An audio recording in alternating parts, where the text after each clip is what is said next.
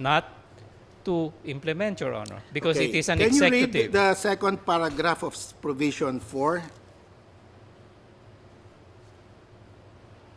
Any realignment, modification, and revision of the project identification shall be submitted to the House Committee on Appropriations and the Senate Committee on Finance for favorable endorsement to the DBM or the implementing agency, as the case may The be. implementing agency wants to change the project. They want mosquito nets instead of anti-rabies vaccine. Because it's a change or modification of the project that I have identified, it has to go to the House Committee, correct?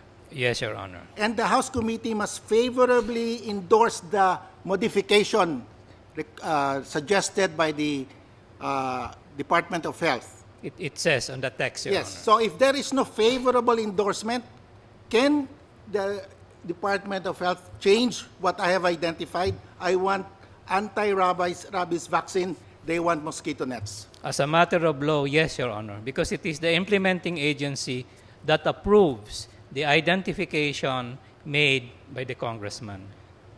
The law says here that the identification shall be made by the legislator, correct? Yes, Your Honor. Where does it say that it shall be approved by the implementing agency?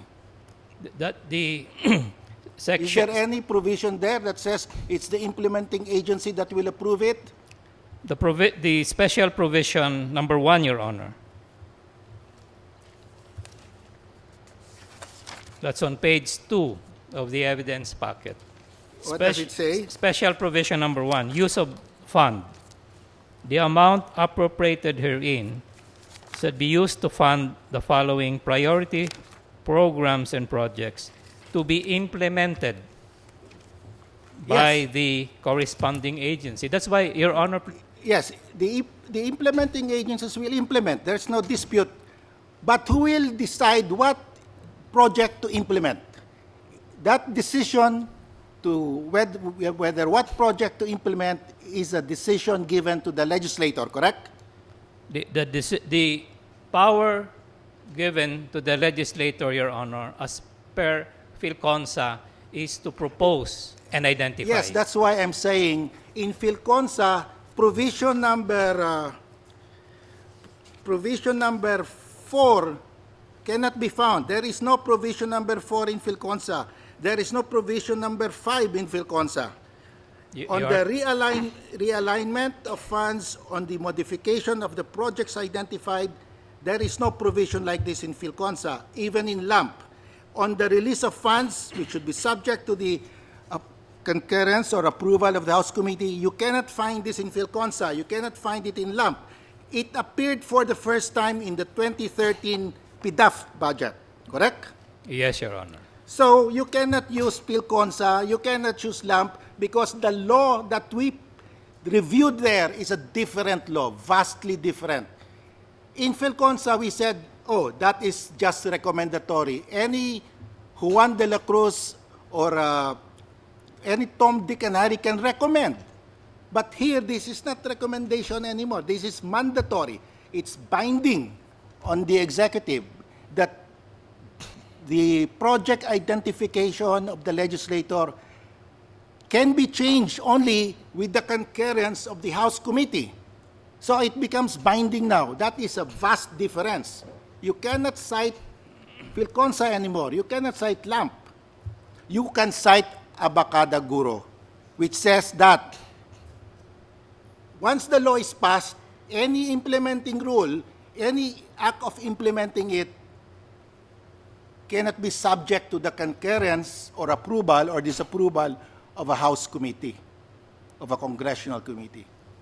That's the law now, correct? That is where we respectfully disagree, Your Okay, Honor. you put that in your memo.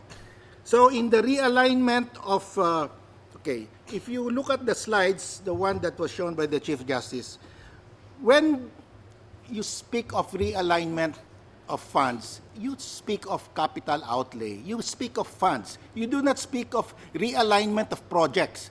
When you want to change the project, you don't realign the project. You change or modify or revise the project. That's the language of the law. When you speak of realignment, you talk of funds. In fact, the title of Special Condition 4 is realignment of funds. It's very clear. And if you look at the history of this provision, it speaks of funds. So how can you say that the realignment of funds here, clearly realignment of funds, speaks of modification or realignment of project? May I answer, Your Honor? Yes. As we said, Your Honor, yes, it is true. The head note of paragraph 4 says realignment of funds. But if you read the balance of the paragraph, it talks expressly about realignment of projects. And we invoke the rule of statutory construction, that the head note is just a head note, and what governs and applies is the substance. And the body talks of realignment of projects. That is why we respectfully say this does not trigger an analysis of 25(5) of the Constitution. There is an error in the designation, Your Honor. No, so under 4, you don't talk of savings. As I tried to explain, this is an example of where a congressman starts with sponsoring a catwalk or a pathway. Circumstances change, somebody donated, and he changes the project to a waiting shed, provided there has been no expense yet under those conditions. We follow that example of yours. So when when the legislator chooses a pathway as his project, the fund is put in that pathway. Now he wants it to be a waiting shed. That fund will have to be transferred. So there is a realignment of the fund from the pathway project to the waiting shed project. It's still a realignment. If you're talking of changing the project, in other words, if the fund has not yet been committed to that pathway, you are talking of changing the project. That is modification and revision of the identification. But it still requires concurrence. So even assuming you're correct, changing the realignment, if assuming that paragraph 4 refers to realignment of project, it will still fall under modification and revision of the identified project. It will still require concurrence of the House or the Senate committee. It's still a problem of separation of powers. The legislature exercising executive powers. It's still the same, correct? We respectfully disagree, Your Honor.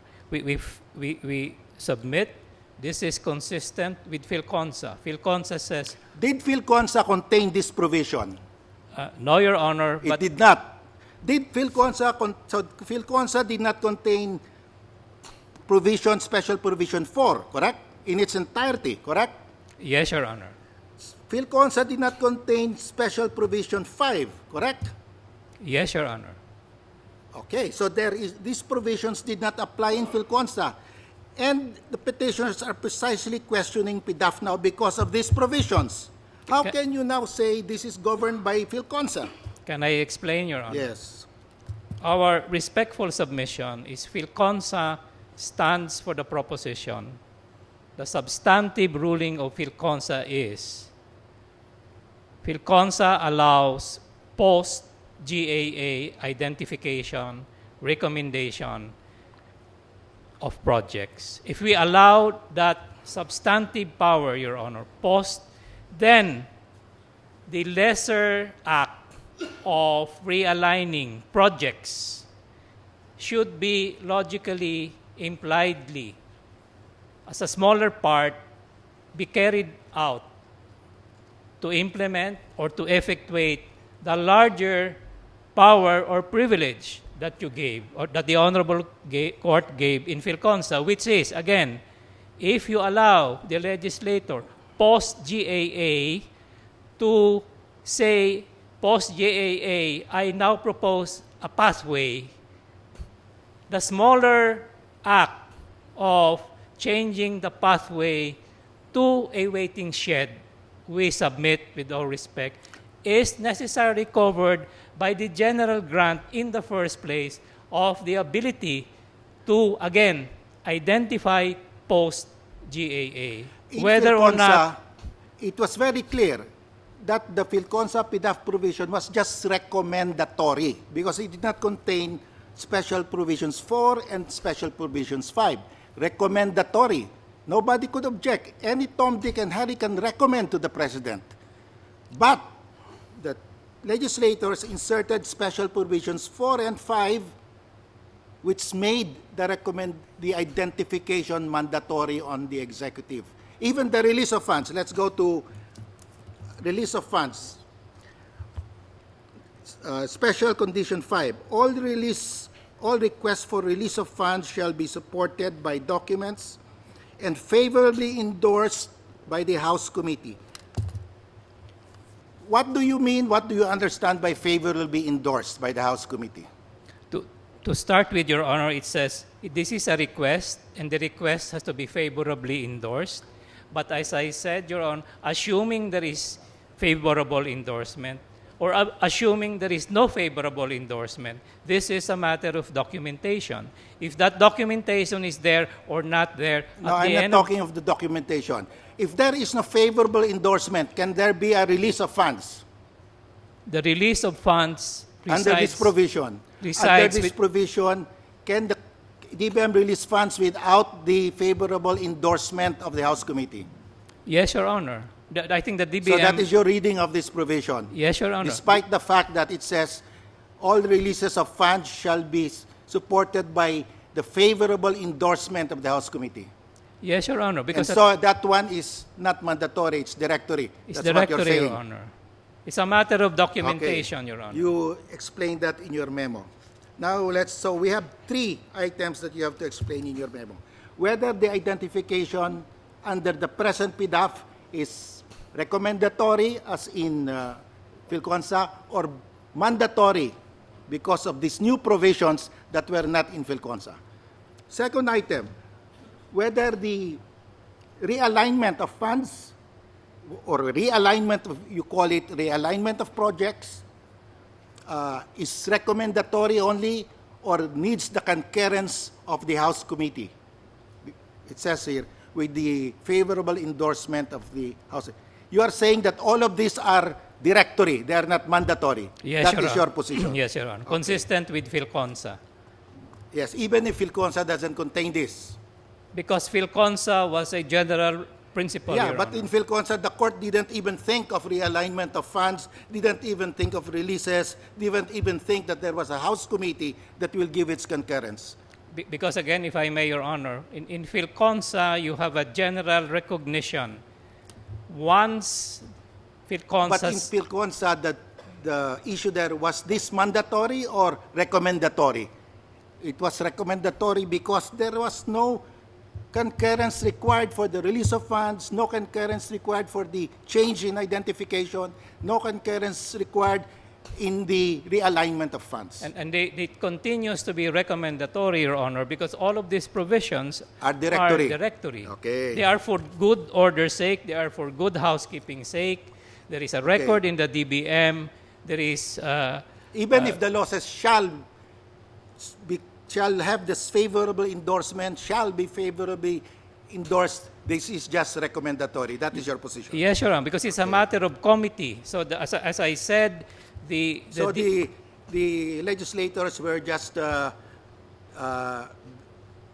being entertained by the DBM. Yes, we will give you this power, but it's actually directory. No, Your Honor. The DBM is serious about having all of the documentation in place. Okay, And the DBM is serious about, please go to your speaker or please go to your Senate President as required by law. But at the end of the day, in the extreme position, all the documents are perfect. These are still all recommendatory, Your Honor. The President has the ultimate power to act and to release. Okay, you've come across National Budget Circular 547. I'll look for my copy, Your Honor. Yes.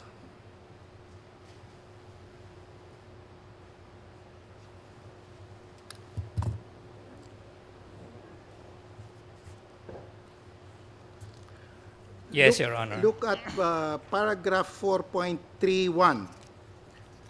Paragraph 4.3 says, requests for realignment shall be supported with the following. 4.31, a written request from the proponent legislator, okay? In case the requesting party is the implementing agency, the concurrence of the proponent legislator shall be obtained. You are saying that this is directory. Yes, Your Honor. Okay. So everything here which says it shall be supported by the concurrence, favorable endorsement of the House Committee, the Senate Committee, all of that is directory. They are required for good orders. But they are not mandatory. They are required, Your Honor, for good order and good housekeeping and as a matter of committee to an equal branch.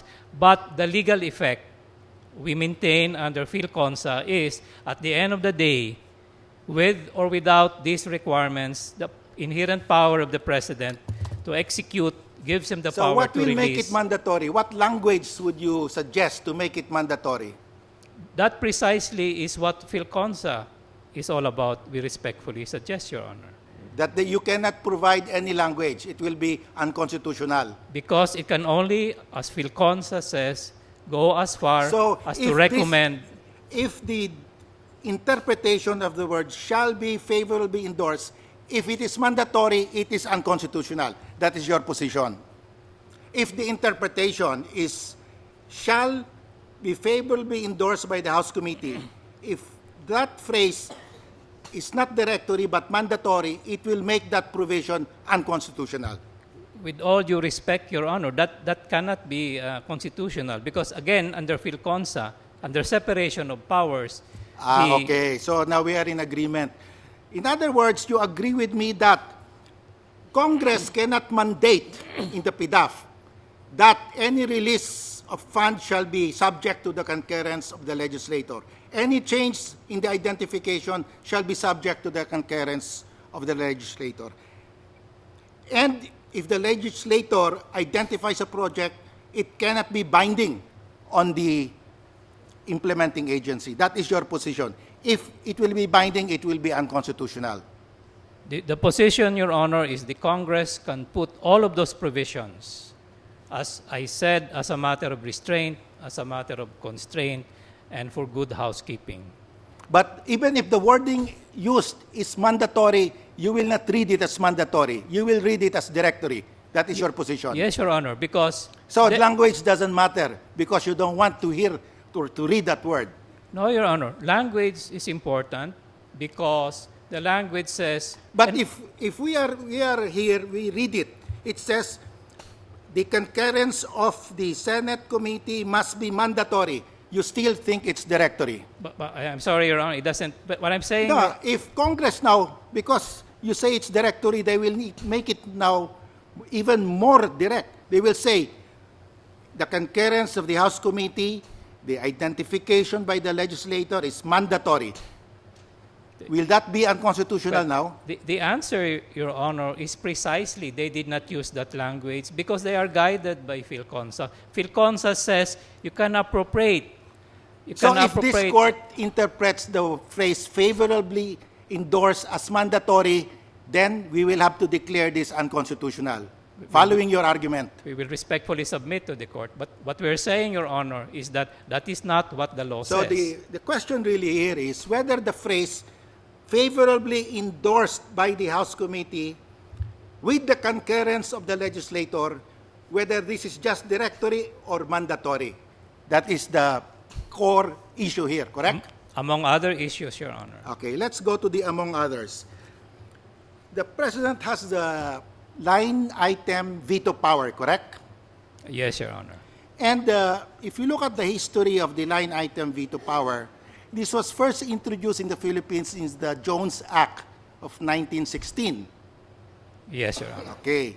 That the Governor General has the power to veto line items in the budget passed by the legislature. Now, in the U.S. Constitution, Federal Constitution, there is no veto power on line items by the President, correct? Yes, Your Honor. And why did the U.S. Congress gave us autonomy law? The Jones law is the Philippine autonomy law. giving the Governor General a line item veto power. The reason is simple. All 43 of the 50 states in the U.S. gave their Governor Generals a veto power on line items of the budget. That's why the U.S. President, since the time of Thomas Jefferson, have always asked Congress, give us a line item veto power. Because how can we control wasteful spending? So the reason why there is a line veto power in the budget given to Governor Generals in the U.S. is to control the pork barrel system, correct? That's the history. Yes, Your Honor. So here, when the Americans gave us the Jones Law, it says there that the Governor General can exercise the line item veto power.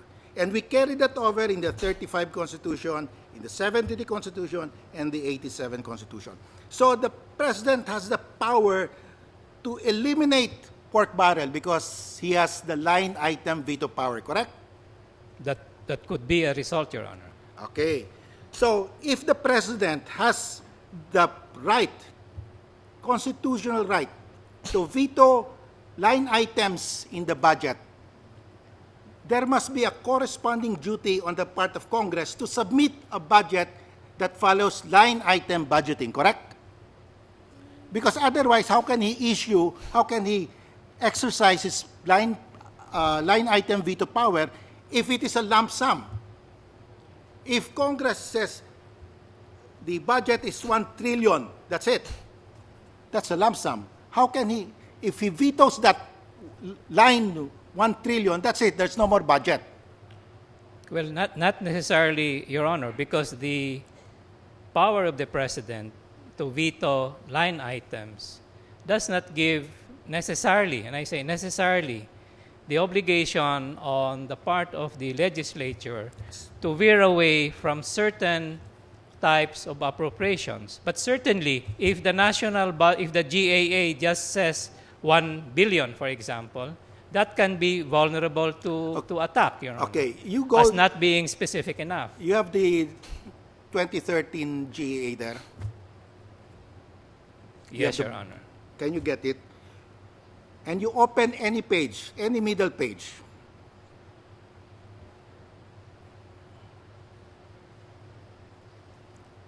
You open any middle page. Okay. There are line items there, and corresponding to that line item, there are amounts appropriated, correct? Yes, Your Honor. Everywhere you go. Now go to the PDAF portion. It's at the back. It's the Roman numeral 44. Anyway, you distributed it in your Yes, evidence packet. You look at it. So the budget, everywhere you look, there's a line containing the schoolhouse, teacher salary, and an amount. Everything has an amount, all those lines. Okay, look at the PDAF. Yes, Your Honor. The PDAF has a line. Priority Development Assistance Fund, 20-something billion, correct? Can you read it? Yes, Your Honor. And 24.790. yeah. Now, below it are the list of the programs and projects, no amount, correct? That's right, Your About Honor. 4 to 5 pages listing of what can be funded, but there is no specific amount. That is called lump sum. Yes, Your Honor. So how can the President exercise his veto power when the line does not contain an amount? He will have to veto the entire amount, and that's the end of it. That is why there is an obligation on the part of Congress to specify the amount for every line, because otherwise the President cannot exercise his line item veto. He will have to veto the entire amount. With respect, Your Honor, our position is the President can veto the line, which is 24.7 billion. So he can veto it. Yes, Your he Honor. can veto it, but everything suffers. The scholars will not get anything. Yes, What Your- should be done is for scholarships, for assistance to schools, you put the amount. For dengue anti-vaccine projects, there is no such thing, by the way. There is no vaccine against dengue. If there is an amount, then he can strike that out, veto that because it's wasteful. That's the reason why there has to be an itemization, correct? Otherwise, the poor scholars, as you claim, will suffer. That's right, Your Honor. That's why there is a corresponding duty on the part of Congress to itemize line item budgets with the amounts in the General Appropriations Act so that the President can strike out wasteful spending. That was the purpose of the line item veto given to the President. Again, Your Honor, we respectfully disagree because under PhilConsa, again, and we go back to Yeah, but with PhilConsa. PhilConsa, we did not face there were no special conditions. It was purely recommendatory. If you rely on PhilConsa, you're way off the mark, Counsel. Well, with all due respect, Your Honor, PhilConsa, Sarmiento, and last year, LAMP, the general propositions are the same. And that is what the House of Representatives is saying, Your Honor. Yes. Now that all these issues have been brought up, we say on behalf of the House of Representatives, You are- precisely the bill now pending direct grants to the line agencies. And the House has said when they resume session, infrastructure will be identified line by line, Your Honor. Yes, Counsel. Of course, Congress on its own can do it. But we are faced here with a constitutional issue. How do you define line item budgeting? Is it mandatory on the part of Congress? We have seen that lump sum budgeting is the source of pork barrel. And that's why the President was given a line item veto power. And unfortunately, when DBM submits its national expenditure program to Congress, the PDAF is still a lump sum item. It's not itemized. Of course, Congress will just agree. They're happy with it. And that's why we have this problem. Okay, Counsel. That's all. Thank you, Counsel. Yes. I just pursue the line of questioning of the acting chair. Whether the participation of the congressman is of a recommendatory nature or a mandatory nature. What is the reason, and especially the constitutional basis, for the President to allow a congressman to participate in the implementation of his budget?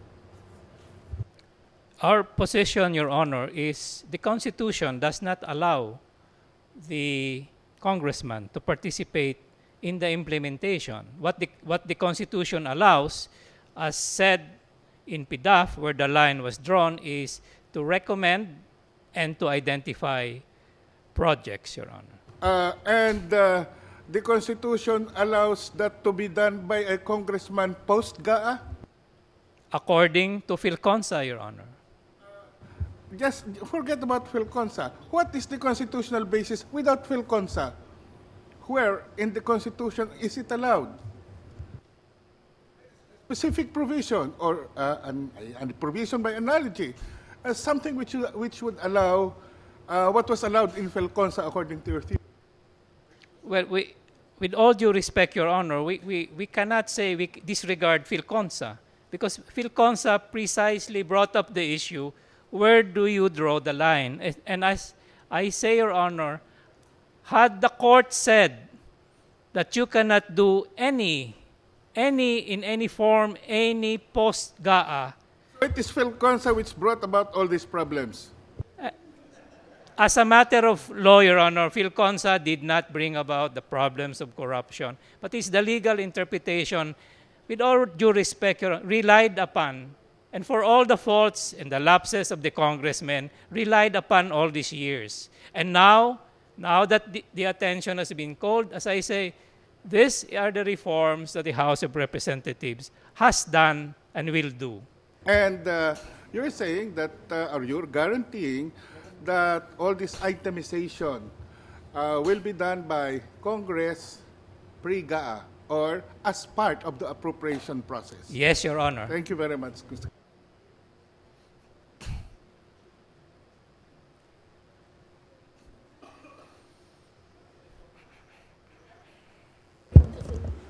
Justice Abad. Justice Abad.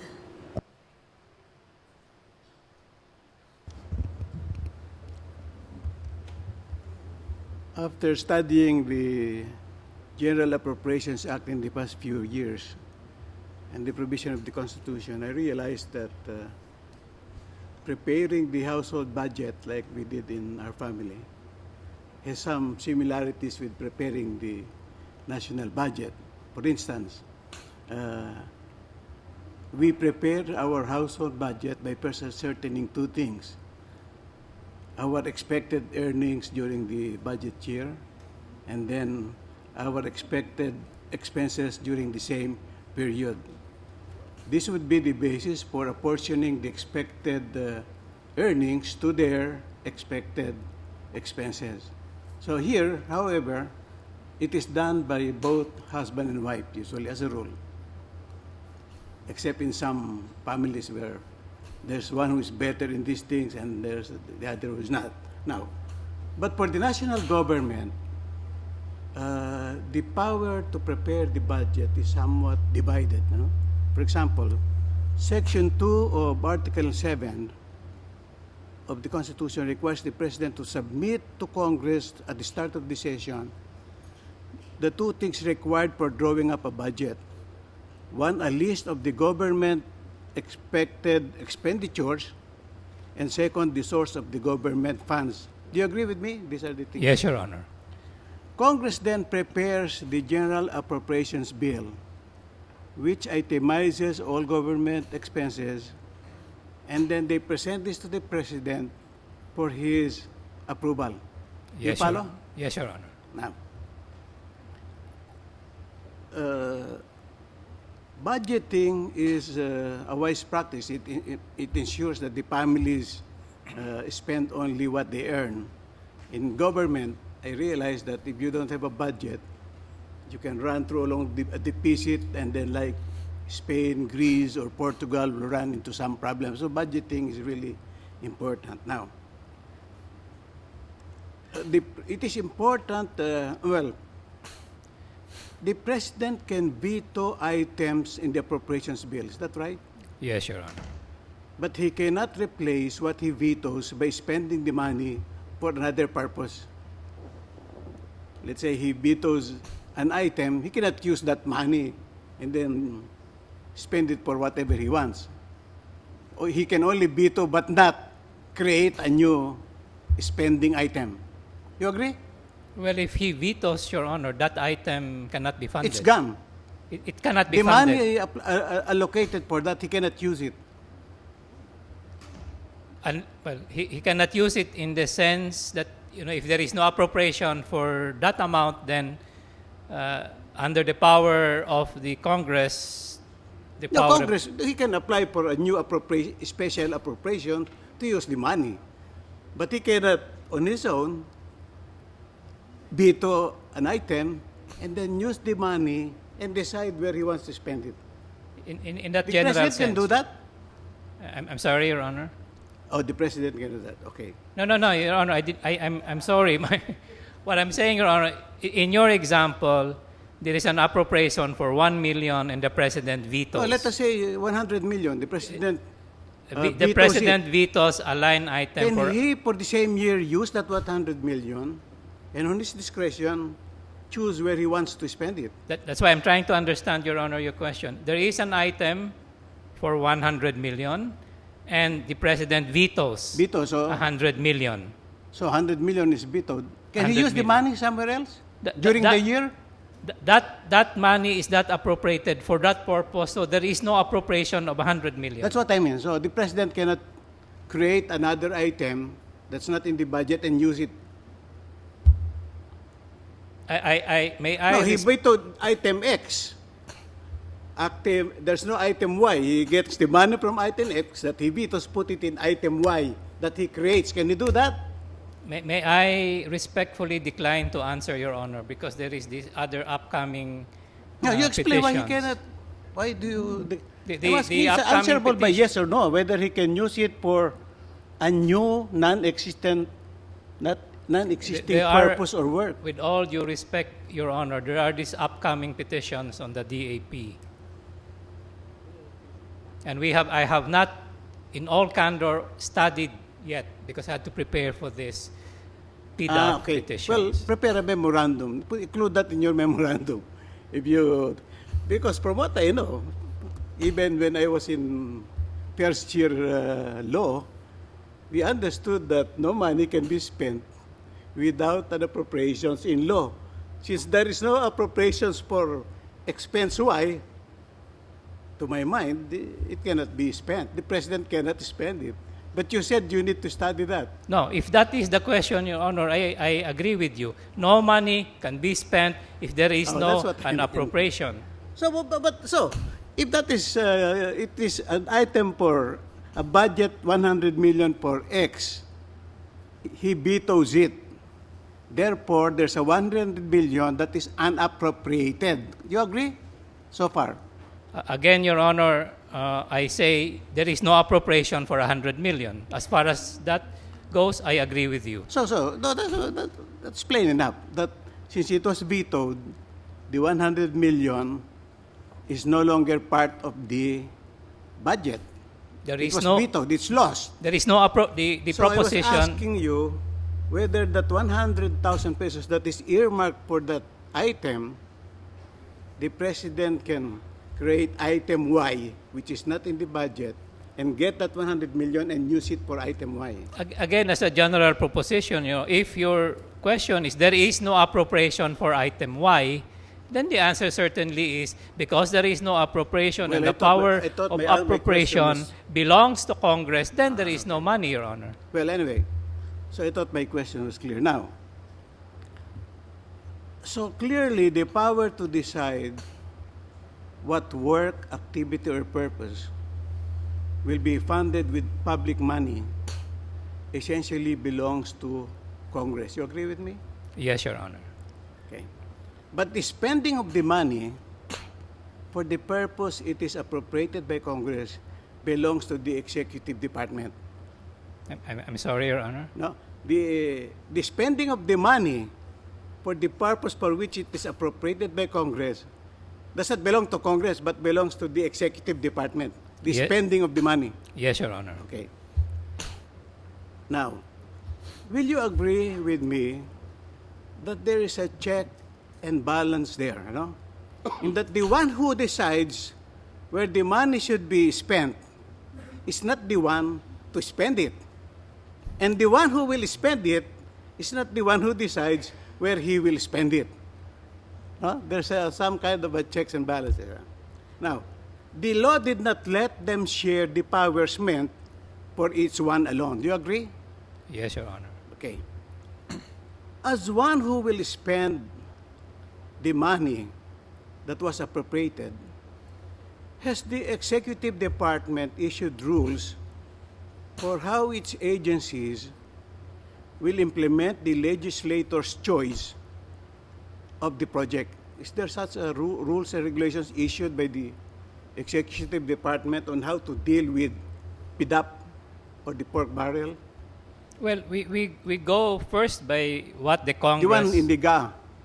Well, we go by what the Congress has laid down. There is a... I mean, the special rules that will try to protect the government. Rules that precisely will see to it that the matter of spending the PDAP will be done properly. Because the way I look at it, in the last so many years, the government or the people has been a victim of misspending of the PDAP. Is there wrong?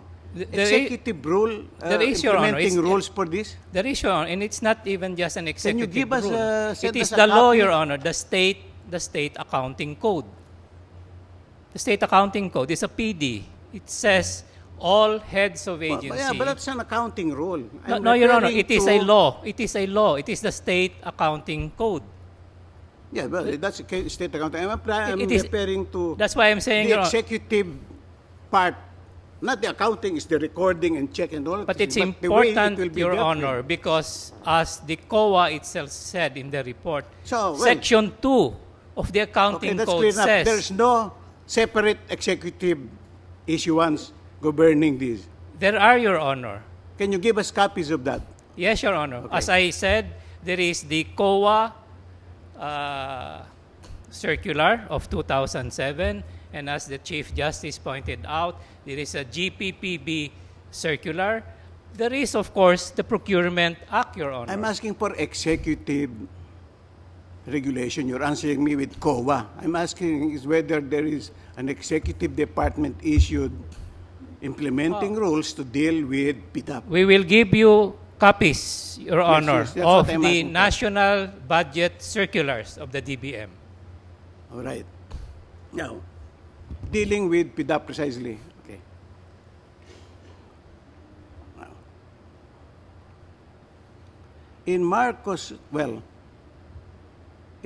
time, he issued the Malampaya law that gave the president broad authority to decide where to spend the incomes from the country's gas fields.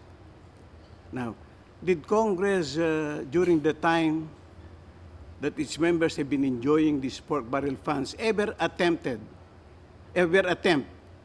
to amend the Malampaya law so Congress can get the money, about 25 billion, and be the one to decide for what it will be spent? Has there ever been any attempt by Congress to do that? As far as you know. I do not know, Your Honor. Okay. I am looking for it also. I've not found. Now, don't you think that this has resulted in you get your 25 billion PDAP and I get my 25 billion Malampaya that we can promptly spend the way we want, no? The President has his 25 billion Malampaya, and the Congress, senators and congressmen have their 25 billion PDAP. Does it not sound like that? It does not, Your Honor. The Malampaya Fund, under Presidential Decree 910, has specified uses and applications, Your Honor. Surprisingly, the amount is about the same, no? No, Your Honor. They are not the same because Malampaya is not Well, more or less. I'm not saying exactly the same. No, can I explain, Your Honor? They are not the same, Your Honor. I understanding the I'm referring balance. to the amount. The balance, as I understand, is 130 billion. No, annually. I was looking at the annual. I know the balance is big. But the I annual do not know the annual proceeds. earnings about 25 billion from Malampaya and then 25 billion from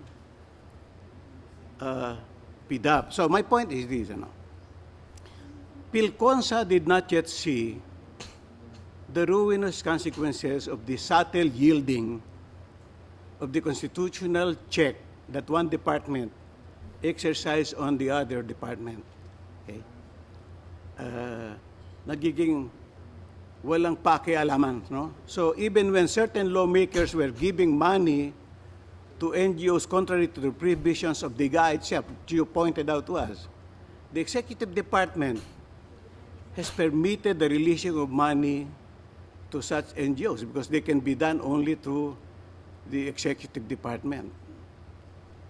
And those anomalous uses of the PDAP has taken place. This is not referring to the Pinoy administration, no? Because as you pointed out, this has been, in fact, the government filed actions against on the basis of 2009, etc., no? Earlier. So this is something that I don't blame the administration. But I'm saying that because of the mutuality of interest, there's been a yielding of some of the checks. The check that legislature exercises in fixing the items. Yung sinasabi ni Justice Carpio na itemization of the amount. Parang in the disposition of the Malampaya funds, walang ganon. On the other hand, ito naman din for the part of the PDAP, you see, the spending, the one who should identify the items should be Congress as a body. But this one, several items 200 million for one and then 100 million for the other. They are determined by, the items are determined by the individual members, etc. And the president has not vetoed this, as he said.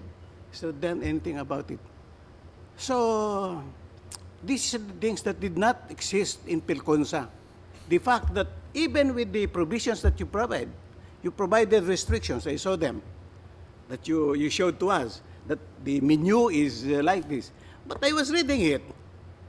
Actually, it contained anything that the Congress wants. It's not really as if they're restricted to 2 or 3 items. If there's anything you like, it's there in the menu. It's better than the menu of Gloria Maris, you know? This one, menu is really, you can really choose almost anything. So in a way, I'm not convinced that provided a restriction. No, it did not provide a restriction. Because the congressman can spend, imbis na umorder siya ng menu some selections, he can spend all his money, soap money in NGO or something, just one. So there's no real restriction, those things that you showed us. So, I was going to ask you, what was the basis for the appropriation, what is the basis for the authority of the president to be the one to decide how the earnings from Malampaya will be spent? What is the authority of the president? The PD. On what is the constitutional basis of a law that appropriates about 1.5% of the national budget? Huh? Give it to the president and tell the president it is up to you how you want to spend it. It's for energy, but does not tell us how many hydroelectric plant, how many thermal plant, how many things needed for energy development is needed. It's just as a lump sum amount of about 25 billion a year. Can you answer that? The basis, Your Honor, is the presidential decree is an act of the lawmaker, the lawmaking body. No, what provision of the Constitution is it based? The power of the purse, Your Honor. The power of the Congress to appropriate money for a public purpose. No, but the appropriation provided in the General Appropriations Act provide for an appropriations law. Even special funds have to have an appropriations law. But this one is not an appropriations law. The presidential decree is really a creation of a certain body. It is a creation to manage all these things. Pero idinagdag on, this is not an appropriations law. And so, you tell me what section of the Constitution, what provision of the Constitution are you relying on? Can I get my copy? Please.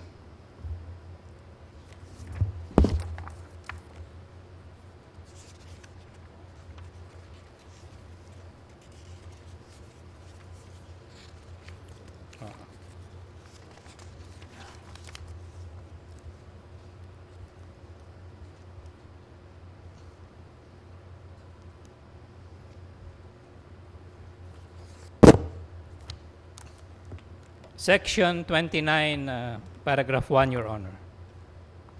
No money shall be paid out of the Treasury except in pursuance of an appropriation made by law. So, we are speaking of appropriation. And what does the other provision of the Constitution say about appropriation?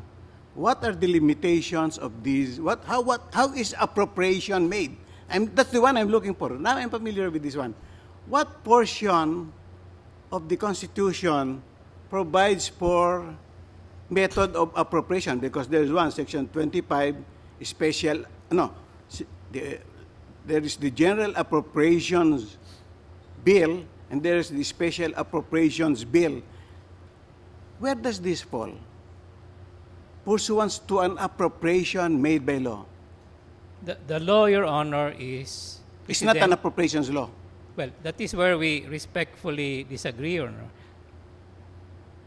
PD 910 appropriates money from the proceeds of the Malampaya operations, from taxes, and the share of the government in the royalties, Your Honor. So it appropriates money for a public purpose, exploration, and such other purposes, Your Honor. So the authority is Section 29, Paragraph 1 of the Constitution. Yes, but this one, no money shall be paid out of the treasury except in pursuance of an appropriation made by law. And to what does it refer? Section 29. It refers to the previous provisions that refer to manner of appropriating money. So if this is the case, if you say that Congress can pass a law and say, we are appropriating all earnings from income tax for the payment for the Department of Education, pwede yun. Because the law appropriates money, hindi siya General Appropriations Act, appropriates money, all earmarks all payments of income taxes for the Education Department. Pwede yun. Yes, Your Honor. Because there is a law. Well, that's good. And it That's appropriates. Good. Thank you. Thank you, Your Honor. Justice De Castro. Solicitor General. Yes, ma'am. I noticed that in 2010, the list of the projects and program under PDAF is quite short. Yes, Your Honor. The appropriation then was about 10 billion pesos. Now, the following year, 2011, the budget was increased to 24.7 billion, more than double of the 2010 budget for PDAF. Yes, Your Honor. And the list has become very long. And that also was followed in the succeeding year up to 2013. As your materials would show, there is now a long list consisting of 4 pages. It would seem that the list would practically include all the public service or government service that is being discharged by the government agencies already covered by the General Appropriations Act. Can you explain why there is a need to have another list naming the same government agencies which are already covered by also by the General Appropriations Act, when this list can practically be incorporated in the portion of these government agencies? Why is there a need for this? You are right, Your Honor. The need follows what was explained in PhilConsa. The need or the theory is that the legislators, especially the members of the lower house, should be given the ability to steer projects to their districts so that they do not have to wait for such social services to come from the national implementing agencies. That was the theory which was approved in PhilConsa. Certainly, Madam, you can have another view, and I think your articulated view is, well, all of this money, just give it, for example, to the Department of Health, and they will give it to the hospitals, and all the indigents can go to the hospitals. That is another view. In fact, Your Honor, where we are today is the House is getting back to that view. As I said, on second reading, they already approved that insofar as the soft projects are concerned, this will now all go to the implementing agencies. For example, the Department of Health. And the Department of Health will get, I believe, an additional 5 billion. And it's up to the Department of Health to give this to the hospitals. And now, the indigents will have to go to the hospitals. Those are views, Your Honor. And our submission is, those are all constitutionally permissible views. In Philconsa, they said, you can allow constitutionally the congressmen to steer it to their districts. And that has been held to be constitutional up to today. Now, because of all of these criticisms and all of the abuses, the House is swinging to the other view. But our respectful submission is that either or both are both acceptable as a matter of a constitutional choice, Your Honor. It may be understandable if there are special circumstances or contingencies that must be met. But in this instance, the appropriation has ballooned to a very huge amount, and the list has become inordinately lengthy. So it would practically, it would seem that juggling of funds within this list is very easy to do. And I'd like you to say if this will not violate the provision of the Constitution stating that no law shall be passed authorizing any transfer of appropriation. Now, if you make a very long list and you provide a very big budget, and there are no itemized amount for each of these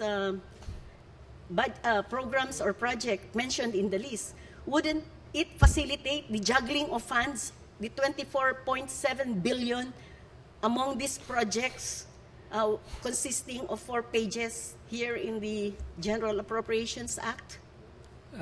Can I respond, Your Honor? Yes. First, I am not in a position to explain why the PDAF doubled from 10 to more than 20. On the list, yes, Your Honor, the list got longer, but we respectfully call your attention that the list is all of 7 major applications, health, education. One way to look at it, indeed, is the list has become longer, but the other view is when the list has become more detailed, Your Honor.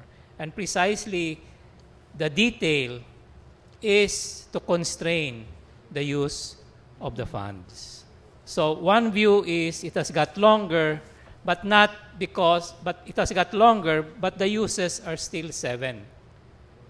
And as to your question, as to your comment, Your Honor, under the system, can there be juggling of funds?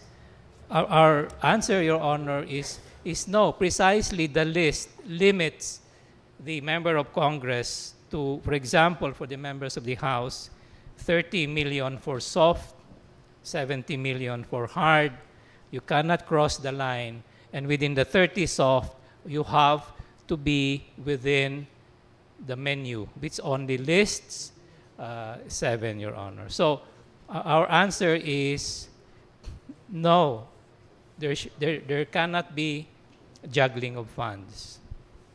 But would you not admit that it's possible to transfer funds from one project to another under this provision where you do not have any itemized budget for each of these projects and programs listed in the GAA?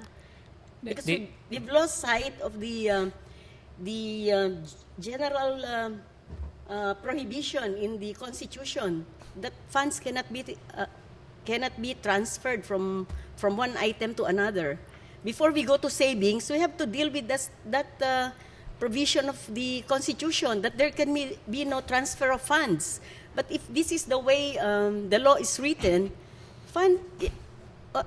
look at this, 30 million for soft projects insofar as the congressmen are concerned. But there's no itemization of the amount for the programs and projects mentioned. So he can put 20 million here, 10 million there, or 5 million in one project, another 5 million in another project, and it will be up to the legislator to decide that. So there is no need. The provision of the Constitution on the transfer of appropriation will practically be nullified. Well, our answer, you're correct. A congressman, for example, can choose to put all of it into scholarship, all his 30 million in scholarship, or put all of it to fund indigent patients. So to that extent, there is no juggling, Your Honor. But that is what PhilConsa allows. PhilConsa allows post-GAA identification by the legislator, and provided he sticks to within the maximum limit of 30, that one view is that system allows him to serve the needs of his district, so that the constituents for from the district, for example, of a congressman from Rizal, will have direct access to the services, for example, of the National Kidney Institute, rather than that constituent take his chances. If you give the money to the National Kidney Institute, then he has to line up. That is one view, Your Honor. All we're saying is that is constitutionally permissible. The other view is give all of that money to the Department of Health, because they are in a better position to know how much goes to PGH, how much goes to Kidney Institute. And they will have their own system who will get access to that, Your Honor. That is another view. And that, I said, is the view the House is going to. It will deprive the constituents of the congressman from this certainty, from the advantage that if he goes to his congressman, the chances of getting money for dialysis is better than if he goes straight to the Kidney Institute. But again, those are two views, Your Honor. You can argue that the Kidney Institute, as professionals, they will have a better system of determining who gets access to dialysis. Those are choices, Your Honor. We say correct. Policy choices, and either way, you can decide there is no constitutional infirmity. All we're saying is, under PhilConsa, and up to now, that choice has been permitted the Congress. But now that the Congress realizes all of the problems, they are going the other way. And that is also constitutionally permissible. I will not argue with you about wisdom or policy. I just want to see to it that this provision of the Constitution about the prohibition on the transfer of appropriation is not violated by the law. It has nothing to do with wisdom. It has nothing to do with policy. It's just a question of complying with the clear language of the Constitution. As I see it, with this formulation in the GAA, you don't even have to think about savings, because there's no savings to speak of, because there's no budgetary item. There's no such thing as augmentation too, because there's no budgetary item to augment. We agree, Your Honor. So the provision of the Constitution about transfer of appropriation and about savings and augmentation of savings will practically have no effect in the way that the GAA, insofar as the PDAF is concerned, has been formulated. So the question now is this a clever way of going around the provision of the Constitution? I want you to take note too that there's no realignment of savings or augmentation of savings. It speaks of realignment of funds. It cannot speak of realignment of savings because there are no budgetary items. So probably that is the reason why realignment is used rather than augmentation of savings, Because there can be no, before you can have savings, you must have specific budgetary items. And you don't find that here. We So agree, it's just one fundamental issue that I'd like to be clarified on. Perhaps, Your Honor, we can take comfort that the fears of the justice about juggling of funds, if we take the COA report, which covers 2007 to 2000 up to 2009, there is no finding, there is no audit finding about juggling of funds. But I agree with you. Most probably there will be no savings because certainly the natural tendency of a member of Congress will be to maximize the release of the funds so that the basic social services will reach his or her constituents. But we will cover in the memo your concerns, Your Honor. Justice Leonen. Good evening, Counsel. Good evening, Justice. The good news is, since I'm the most junior justice, probably this will be the last set of questions. The bad news is I have 3 pages of questions. But let me start with the Malampaya funds, and for this purpose, I want to express some surprise that the government is locating the power to promulgate Presidential Decree 910 and the PCSO law as well as the PAGCOR law under Section 29, number 1. If we please can flash slide number 23. Because in Section 29 of Article 6, there is a paragraph 3. For purposes of the record, can we please read paragraph 3? I'm sorry, Section 29, paragraph 3. paragraph 3. Yes, Your Honor. All money collected on any tax levied for a special purpose shall be treated as a special fund and paid out for such purpose only. So there is a difference between the general fund mentioned in paragraph 1 and a special fund mentioned in paragraph 3. Yes, Your Honor. And for that purpose, in both instances, it's Congress that initiates. Except that in paragraph 3, it can be a separate law because it's a special fund. Yes, Different Your- from the special purpose fund that we find in the General Appropriations Act. Yes, Which Your are Honor. basically, the special purpose funds are lump sum items that are found in the General Appropriations Act. Yes, Your Honor. Now, taking a look again at that provision, subparagraph 3, what are the limitations in cases of a separate law for purposes of allocating the special fund? It says, Your Honor, and I may continue the quote, if the purpose for which a special fund was created has been fulfilled or abandoned, the balance, if any, shall be transferred to the general funds of the government. But generally, it even says in the first sentence that it must be levied for a special purpose.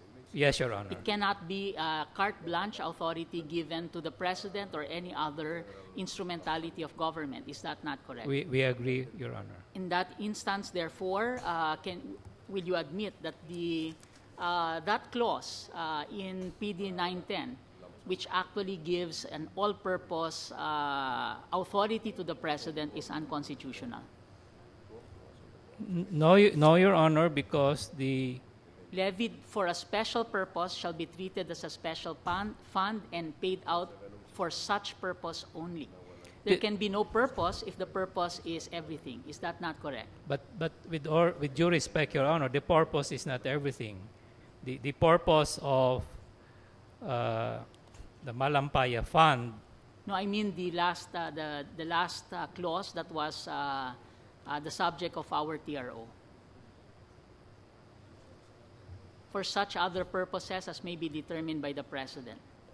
Yes, Your Honor, but the such other purposes qualifies the preceding general purpose, Your Honor. Okay. By the way, the funds in the Malampaya Fund, are they in the nature of a fee or in the nature of a tax? Because if it were in the nature of a fee, then Section 29 will not apply. But if it were in the nature of a tax, then Section 29 should apply. That is why, Your Honor, we made mention of Section 1, because technically there is no tax levied. The funds come from fees and also royalties. So we are conscious that if we point only to 29.3, an argument may be made that it is not a special fund. But having said that, Your Honor, we believe we believe that we are falling both on 1 and 3, Your Honor. Perhaps in the memoranda of both parties, they can tackle the applicability of number 1 and number 3, as well as whether the nature of the Malampaya funds in 910 are fees or taxes. Yes, Your Honor. You mentioned that the position of the current government is to spend only for energy-related projects. Is that not correct? Yes, Your Honor. Has the government repealed Executive Order 848 issued on October 13, 2009? This is the executive order that actually allows the use of the Malampaya funds for any purpose whatsoever. I do not think so, Your Honor. What about Joint Circular Number 3, also issued on January 30, 2008, of the DBM, DOE, and the DOF of a similar nature? Has this already been repealed by the executive? I'm sorry, Your Honor, I'm not familiar with Circular 3. But So perhaps also in the memoranda of the government, an explanation why there seems to be no executive issuance containing the interpretation now of the Solicitor General that clause in the end part of Presidential Decree Number 910 is only for energy-related purposes. Now we will do that. Thank you. We go to another point. This is on judicial review. During the last oral argument, some of us mentioned that there may be a systemic failure. Can you tell me if any of these things are not true or did not happen? The National Expenditure Program coming from the Office of the President, communicated to the Congress, already contained the proposal for PDAF. Yes, Your Honor. Yes. So in the budget preparation itself, the President already proposed the PDAF, otherwise called by the petitioners as part of the pork barrel. Second, it took 19 years for Congress now to decide to make it a line item. Is that true? Yes, Your Honor. Yes. And with respect to the PDAF in Title 44, can you agree with me? Is this true that the availment of the PDAF was almost by all of the members of the House as well as the Senate? Almost. I mean, it's not 100%, but there is an overwhelming majority. Almost, Your Honor. Yes. And the COA report, the special COA report covering 2007 to 2009, only came out in 2013. Yes, Your Honor. And it is not a review of all PDAF, but only a PDAF of only 3 years, 5 years ago. Is that not correct? Yes, Your Honor. I mean, 6 years ago, to be exact. Yes, Your Honor. There are resident auditors of the Senate and the House, as well as each and every department in charge with the PDAF. Is that not correct? Yes, Your Honor. As a matter of fact, there is only one bureau in the DBM which has something to do with the release of PDAF, and that is Bureau G. Is that not correct? I believe so, Your Honor. Yes. So there are resident auditors, but the COA report finding anomalies in terms of the PDAF can only cover 2007 and 2009 and is only a special audit. Is that not correct? Yes, Your Honor. And that there can be about 6,000 notice of disallowances coming from the special audit. Is that not correct? Yes, Your As Honor. mentioned by the good chair of the Commission on Audit. And that 6,000 notice of disallowances will, of course, be contested. Is that not correct? Yes, Your Honor. Which will mean, therefore, that for each and every one, there can be cases that will be filed not only with the Ombudsman, but also with the Sandigan Bayan, and perhaps even by judicial review with this court. Is that not correct? Yes, Your Honor. Can you imagine the kind of pressure that our system will be taking because of that? Is that not correct? Yes, Your Honor. Yes. That the prosecution in terms of the Napoles cases, of course, we do not know the facts yet, but there was an announcement by the Ombudsman that it will take her not more than a year in order to be able to file the proper informations, if warranted, in the Sandigan Bayan. Is that not correct? Yes, Your Honor. And in the meantime, we are talking about a magnitude of 14 billion still unexpended in terms of the PDAF. Yes, Your Honor. And as we noticed last session, 14 billion is close to the budget of the judiciary, which is only 18 billion, give or take 4 billion only. Is that not correct? Yes, Your Honor. So we are hemorrhaging in terms of the PDAF.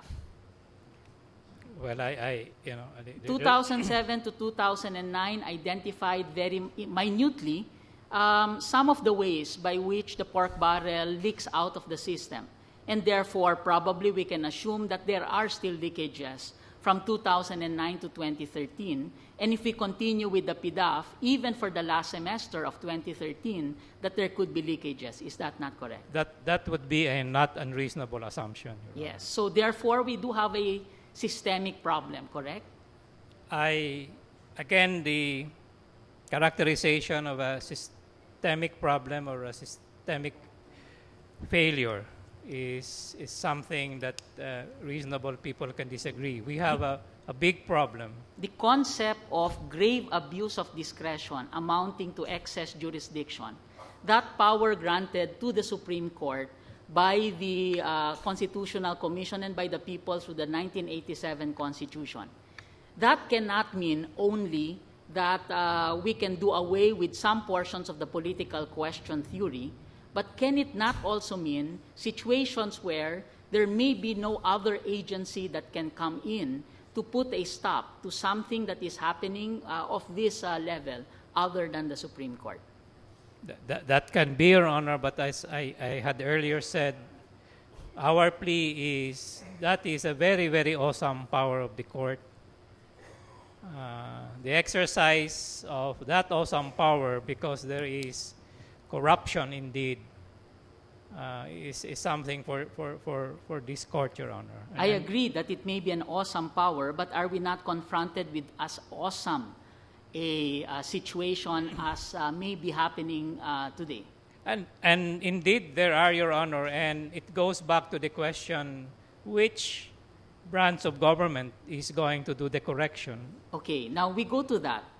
There is still the second semester of 2013 where the PDAF has been stopped by a TRO. Is that not correct?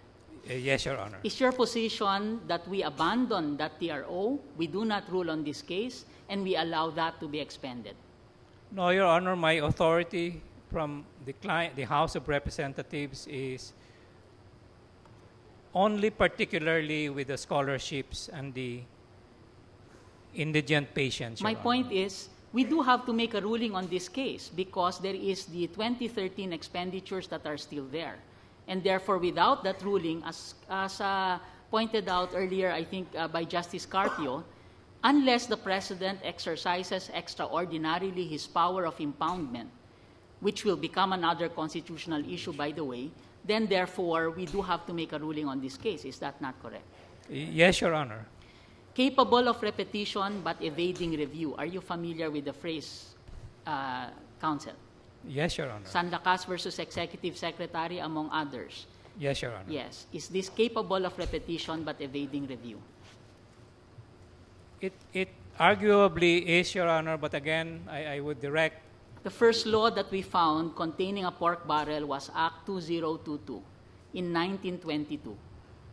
And then, of course, the Chief Justice walked us through all the provisions in the General Appropriations Law from 1990 to 2013. Yes, there may be an aberration, perhaps in 2014. But after 2014, can you give us the assurance that there will be no kind of pork barrel forever in this country? The assurance could go only as far as the present House of Representatives is concerned, and they have, as far as the second reading goes, deleted PDAF, Your Honor. Again, capable of repetition but evading review. That is true, Your Honor, but we respectfully bring to the court that it just puts into question which department of government is going to make the correction. Our respectful view is give the political branches the chance to correct the system. Okay. I'm curious. You mentioned the words of James Bradley Thayer. Yes, Your Is that Honor. not correct? Are you referring to the 1893 article, The Origin and Scope of the American Doctrine of Constitutional Law? Yes, Your Honor. This was 1893. Yes, Your Honor. And there has been responses to this. It's not correct. Yes, Your Honor. And his premise is that the court may exercise something more mature than other branches of government. Is that not correct? Yes, Your Honor. So we should assume that of the three departments of government, it is the Supreme Court that is most mature. Because that is the implication of Thayer, which was, of course, the argument by several authors, for instance, Gary Lawson, who said, we cannot assume that any one branch is mature or immature. The other refutation, perhaps, was done by John Hart Ely, which says the Supreme Court should come in not because of its maturity, but because it may want to reinforce democracy. Is this not correct? That is true, Your Honor. Yes. And by the way, maturity may not be expressed by any department or instrumentality of government, but would you agree with me that hashtag Million People March and the statements made by the public in different venues, including social media and through mobilizations, don't you think that our people are mature and that they constitute the core of our politics and democracy? We agree, Your Honor, and that's why our argument is the House. And therefore, there is no danger that if we participate in that dialogue, we do not stunt or dwarf the maturity of our politics. Again, Your Honor, our respectful submission is the House is listening. They have put all the respect due to the voice of the people. They are correcting, and our respectful submission is give the political branch the opportunity to first correct. And our people spoke as a sovereign by creating a constitution of the republic, and it created the words that are found in Article 8, Section 1, and second paragraph, which gave us the power also of judicial review. Is that not correct? Yes, Your Honor. We do not in any manner say that the court doesn't have the power. In fact, Your Honor, we are not invoking the political question doctrine. We recognize that. We're just saying the political branches are correcting. They are changing course. And that is as far as we can respectfully submit to the court, Your Honor. And because the political departments are correcting, it will not mind that the Supreme Court also uses its power within the limits of our concept of judicial review to assist in the correction. Is that not correct? Yes, of course, Your Honor. On the TRO, slide number 25, the DBM issued a circular with respect to our TRO. Its interpretation is that when a SARO has already issued, next slide, when a SARO has already issued and has been obligated, it will not be covered by the TRO. Are you aware of this DBM circular? Not the circular, but the idea behind it, Your Honor. The TRO stopped any release. Is the issuance of a SARO, in your opinion, a release? Yes, Your Honor. It has already been released, Your Honor. But we stopped the releases, correct? And And the name of the instrument is called a Special Allotments Release Order. that's why, Your Honor, the circular says has been obligated, Your Honor. Yes, Meaning but, there is already a notice of cash NCA. doesn't our TRO also cover all the way to SAROs that even if obligated, it should be stopped? With all due respect, Your Honor, the view is that, a respectful view, Your Honor, is that if the money has already been obligated, and in fact, partly spent especially, then it is not within the coverage of the TRO. May you cover this also in your memoranda as to the concept of release? I think also the petitioners might want to take a look at this. And if this is so, that if there is a SARO that has been obligated, and the interpretation of the DBM is that they may continue up till disbursement, are you still continuing with your prayer to partially lift the TRO? Yes, Your Honor, as a general proposition, and especially with, again, only the scholars and only the indigent patients, because I understand there are a lot of patients and there are a lot of scholars who where the applicable SAROs have not even been released yet. Are you aware of pages 126 to 127 of the COA special report, which identifies that there have been ghost students and ghost indigents? I will go to it. Your Probably Honor. you can take a look at it at some time. And that, in fact, the Table M of the annex of the COA special report identifies 26.7 million issued in Tobacco City, where it was issued to students who might not even have been enrolled in certain colleges. Are you aware of this, Mr. Solicitor General? No, Your Honor, because my understanding is these are all released to CHED for universities or state universities and colleges, Your Honor. Given the COA report, can you assure this court, alongside with your prayer to partially lift the TRO, can you assure this court that of the 500,000 scholars that are mentioned, none of them are ghosts? I cannot assure this court, Your Honor. But if, in the scale of things, 26 million was under question by COA, and I don't know how many number. Again, I don't have the figures, Your Honor, but we appeal to this honorable court, even with figures unseen. This honorable court, for example, can order that there be releases, or it can lift partially, and there can be heightened reporting reports for all of this. Are you aware of the recent decision of this court and bank, which was unanimous, in Cuenco versus Vicente Soto Memorial Hospital? Yes, Your Honor. Where it was shown that a congressman already had a satellite office in a government hospital, and that they were the ones already disbursing the monies. Yes, Your Honor. And yet you are asking the court now to issue a partial lifting of the TRO in favor of indigent patients. Again, Your Honor, because only we do not know the exact facts. And I will argue to you, Your Honors, and we don't know the magnitudes. But think about it. If there is just one scholar who is legitimate, and there is just one patient who needs to go to the NKI for a dialysis. But I don't know, so I don't have the figures to convince you, despite the tobacco albay, and that is not correct. That is the problem of the House of Representatives. Sure. We have no way to tell you who of the almost 500,000. I cannot tell you how big or how small. But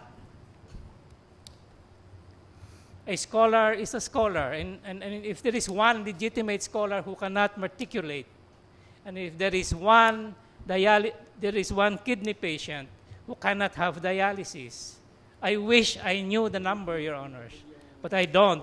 But you are right, and I cannot dispute what you're saying, Your Honor. That is why we go to this court asking on humanitarian reasons, and we are willing to stipulate, have all of the special safeguards that you have. Charges have been filed.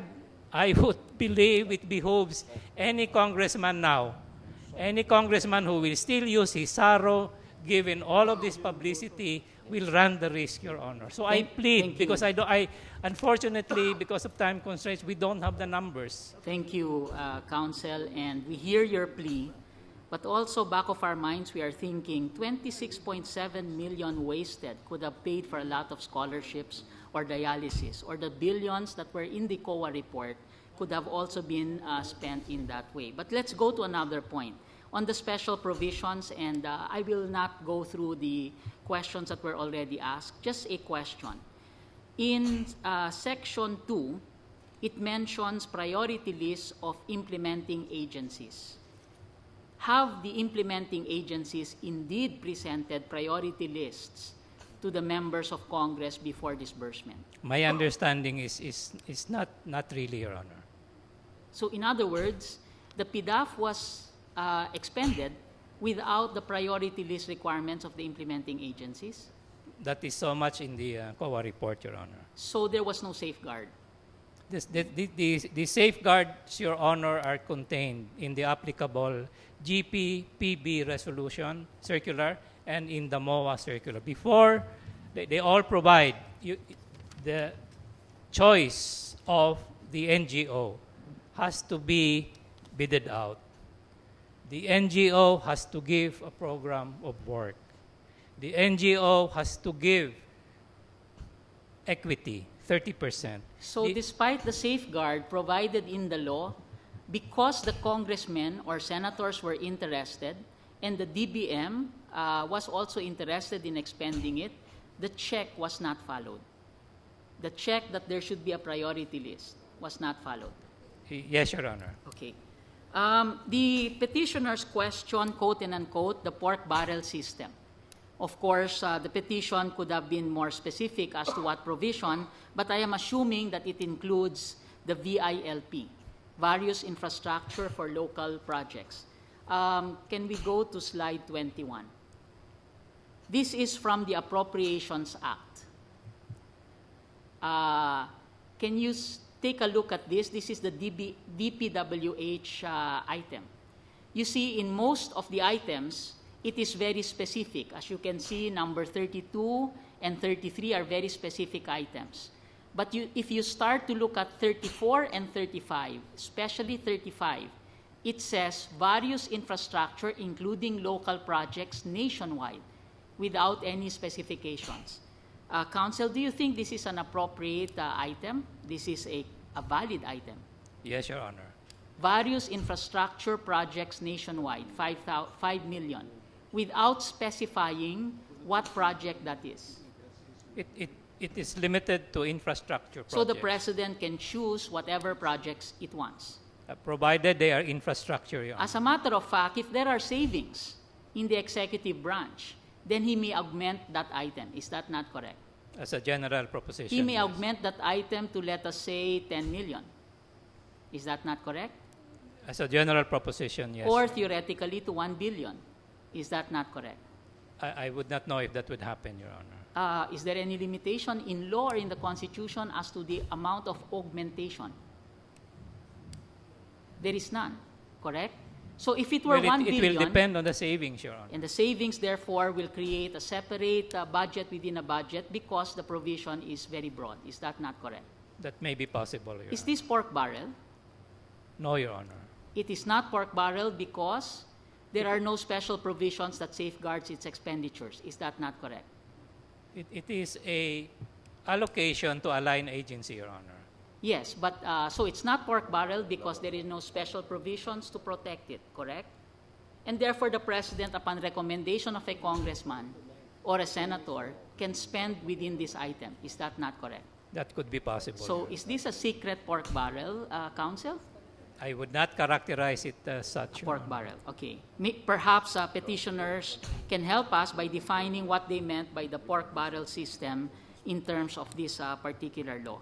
Now, going to Title 44, first, can I ask you whether each legislative district will be getting the same amount under that title? Each legislator gets 70 million. Is that not correct?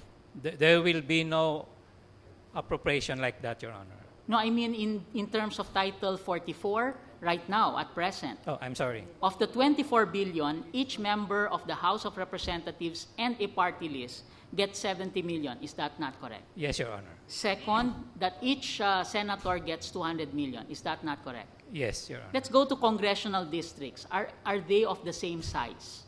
No, Your Honor.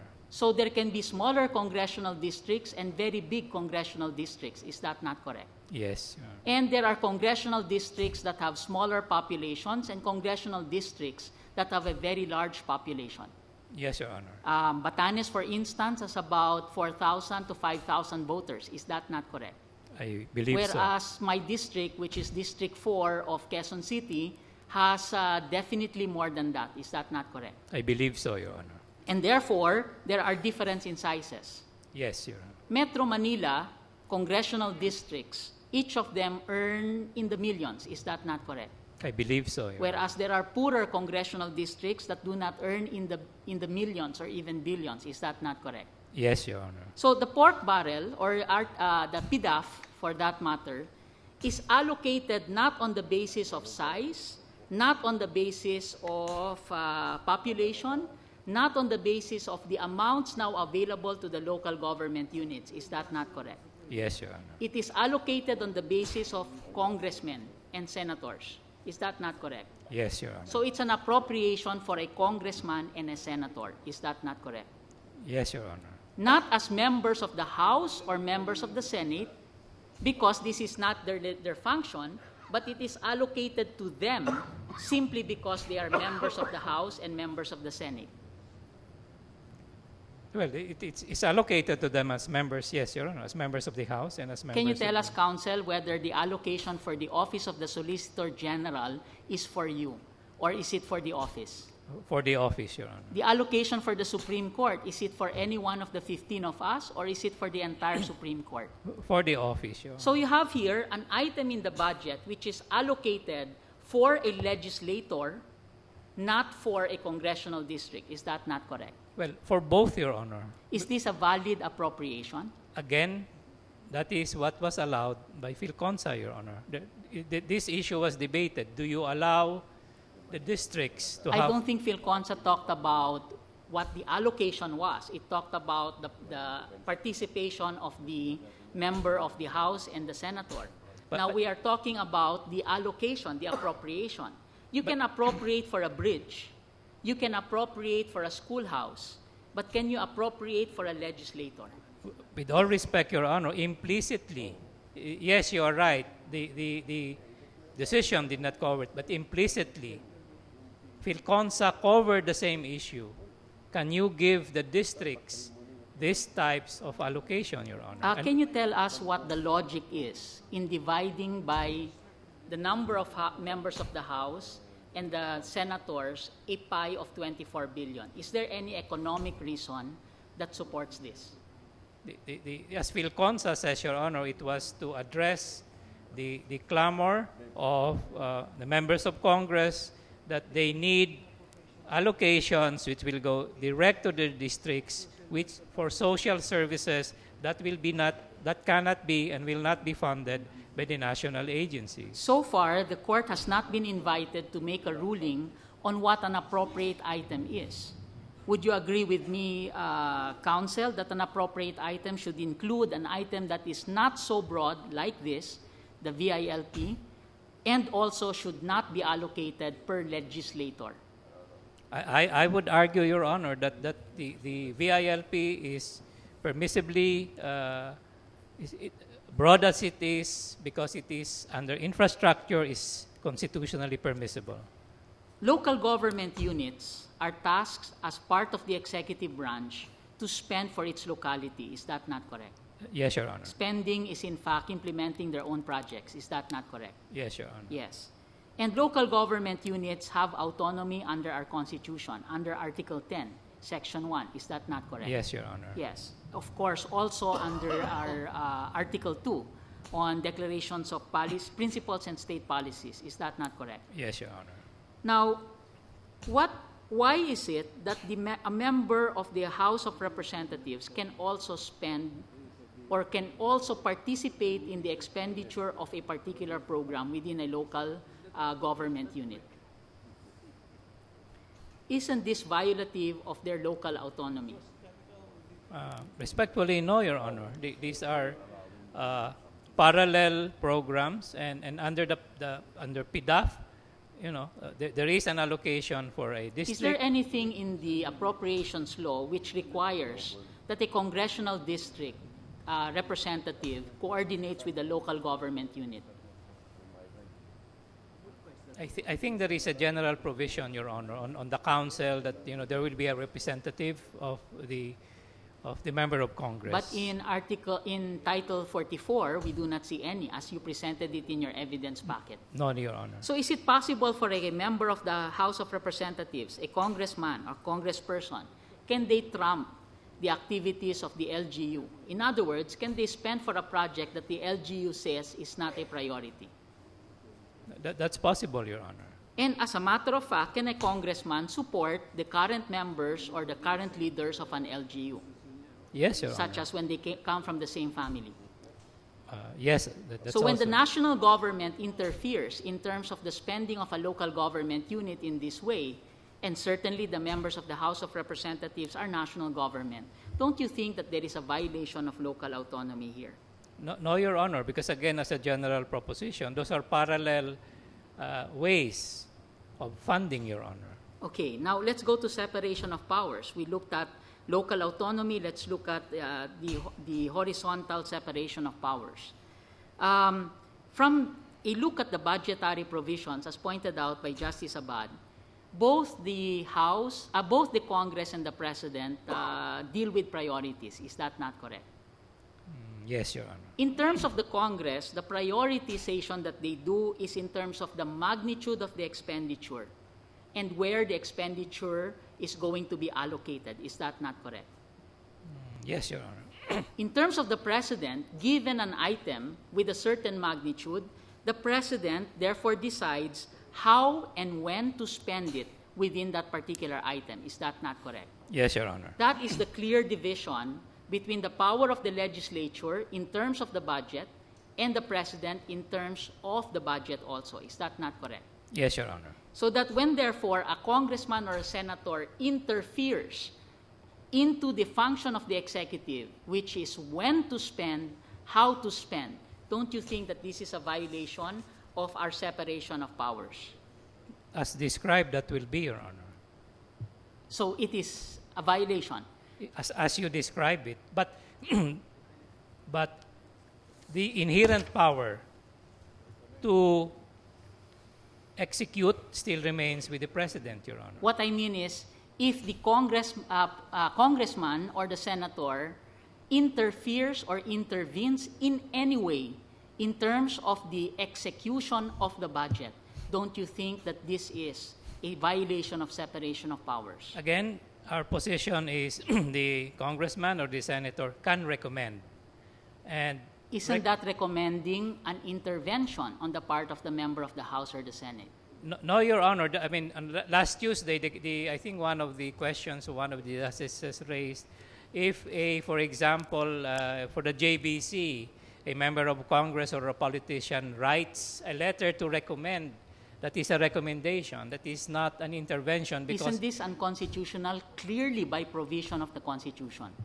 No, Your Honor, because again, recommendation can be disregarded, Your Honor. Can you go to slide 22? Can you read Article 6, Section 14 of the Constitution?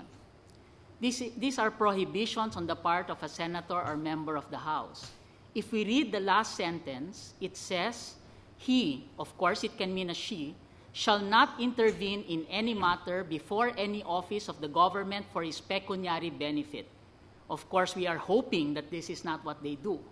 However, there is another one.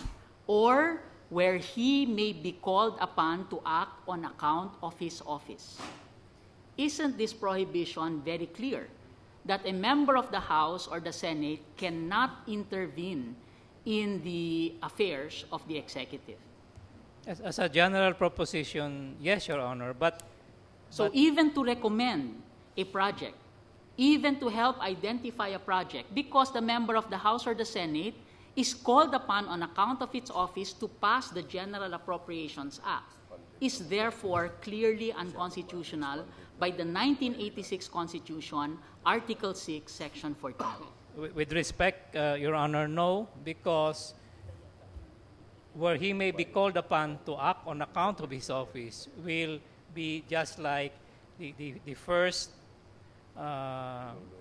No, it will be example, different. Your Honor. It will be different from the first because the first is only for his pecuniary benefit, correct? But it should be called to account for his office akin to a pecuniary benefit, Your Honor. I'm sorry, but I read Section 14 as a prohibition.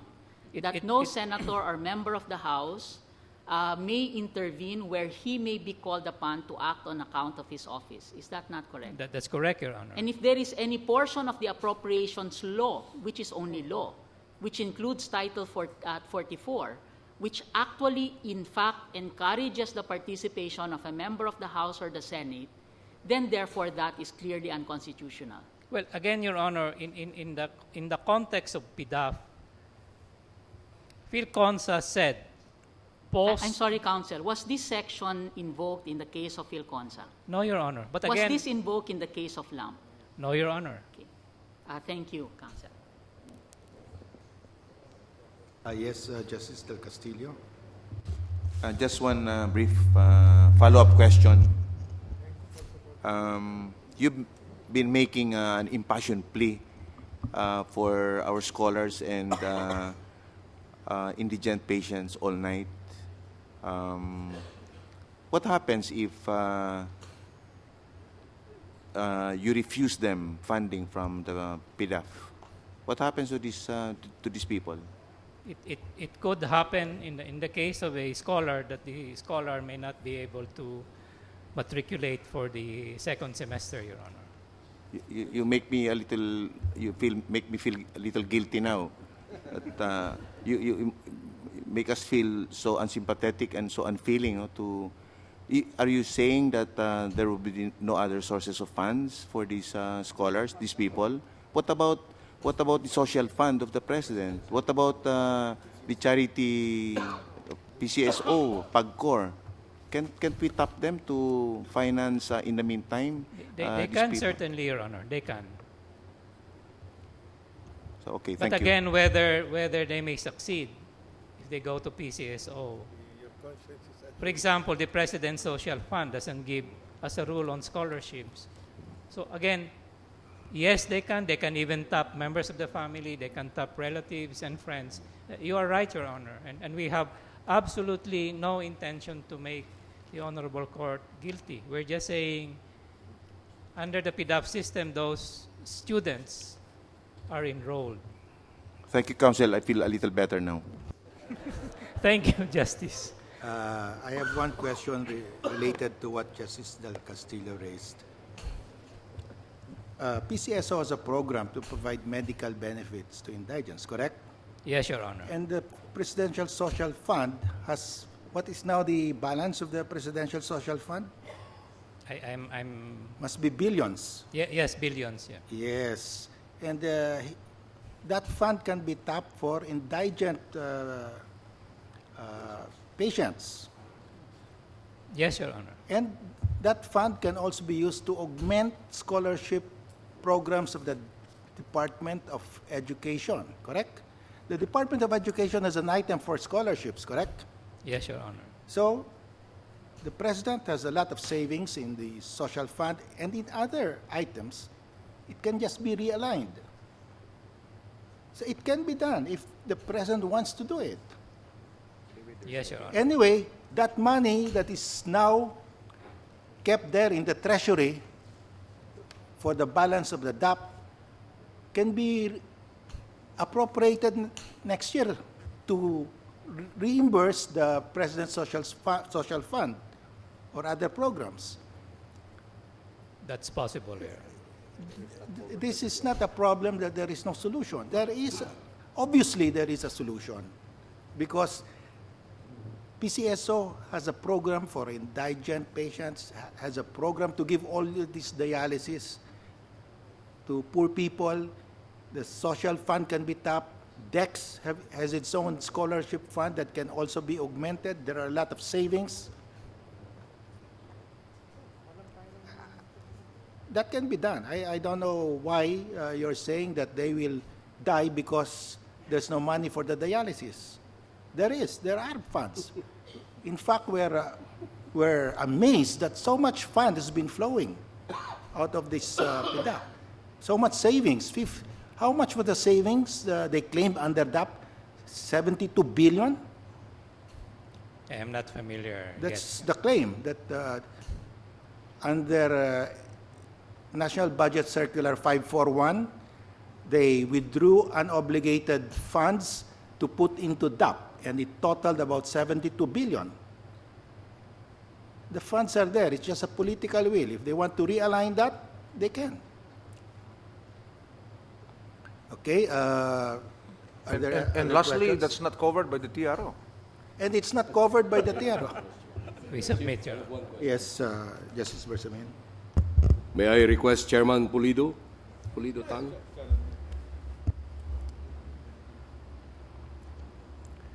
We have heard a while ago that there should be, as was outlined also the last time, there should be a priority list, which would be the basis of a congressman or a senator to identify a project under the PDAF. Now, this is a hypothetical question because I'm not going to prejudge any irregularity. Will you consider it a ground to disallow if there was no priority list that is first existing before this election or before the congressman or the senator has chosen a particular project to which to devote the PDAF allocated to him? Will you consider that a ground for disallowance? We could consider, Your Honor, but whether or not we will in fact disallow, I cannot say at this time. Why would you be tentative about it? Because, Is that not a definite irregularity? Hypothetical lang naman to eh. Apo. Because when we disallow, Your Honor, it is not always the case that for as long as there is a violation of law or circular, then it is automatically disallowed. So it will depend on who the congressman or senator is. No, Your Honor, it will depend on all the attendant circumstances, including and more especially the way the money was spent. Because our authority to issue notices of suspension, disallowances, and charges have to do with the disbursement side of it. So how was it spent? All right. Was it irregular? Was it illegal? Was it unconscionable? Was it arbitrary? And so forth and so on. Well, let us say that that is the only irregularity that attends a particular dedication of a PDAF fund. That's not a ground as far as you are concerned now. It could be a ground, Your Honor. Could be a ground. Now, as you stand there now, do you remember of any particular disbursement of the PDAF that you had disallowed, your office had disallowed based on this particular omission? Are we talking of the 2007 and 2009 Whichever, special audit? Wherever you find such a, as you remember now. I'm sorry? As you would remember now, has there been a disallowance based on the absence of a priority list given to for a particular PDAF project, being selected without the priority list? Your Honor, the priority list, I think, has to do with the 2013 2013, 2011, 2012, I am not too particular about it. No, Your Honor, I don't think there was any requirement of a priority list before the 2013 GAA. Okay, so I'm satisfied. Thank you, Chief. Okay, there are no more questions. So the parties are required to submit their respective memoranda within 7 days, on or before October 17, because we plan to decide this by November. And we request our friend of the court, Chairman Tan, to submit a memo on the parameters of line item budgeting. How detailed should it be? And we request the parties to address that issue also, the parameters of line item budgeting, whether there is a constitutional duty on the part of Congress to submit a GAA that adopts line item budgeting. Yes, the 7 days is non-extendable because we have still the DAP and we need some time. But we have decided to come out with a decision by November to give Congress time to digest our decision when they finalize the 2014 GAA. Okay, there being no other matter, this session is adjourned.